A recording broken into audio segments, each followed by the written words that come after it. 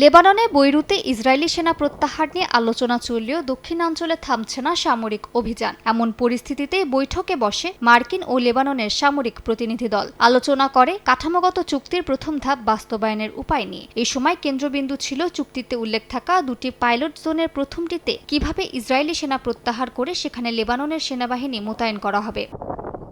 আগামী সপ্তাহে রোমে ইসরায়েল লেবাননের নতুন দফার আলোচনা হওয়ার কথা রয়েছে। তবে বৈঠকে লেবানন স্পষ্ট করে জানিয়ে দিয়েছে, পাইলট জোন থেকে ইসরায়েলি সেনা প্রত্যাহার না হলে আলোচনা এগোবে না। মার্কিন প্রতিনিধি দলকে লেবানন সেনাবাহিনী জানিয়েছে ওই এলাকাগুলোর নিরাপত্তার দায়িত্ব নিতে তারা প্রস্তুত। রোমের বৈঠকে লেবাননের প্রতিনিধি দলে সামরিক কর্মকর্তারা থাকবে না বলেও নিশ্চিত করেছে বৈরুত।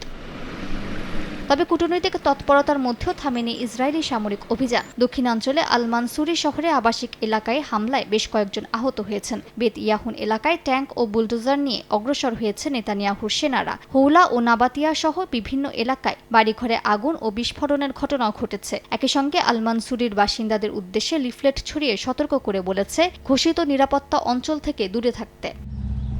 এদিকে ইসরায়েলের দাবি, তাদের নিয়ন্ত্রিত নিরাপত্তা অঞ্চলে ট্যাঙ্ক বিধ্বংসী ক্ষেপণাস্ত্র সরিয়ে নেওয়ার সময় হিজবুল্লাহর সদস্যদের লক্ষ্য করে হামলা চালানো হয়, যদিও হতাহতের সংখ্যা জানানো হয়নি।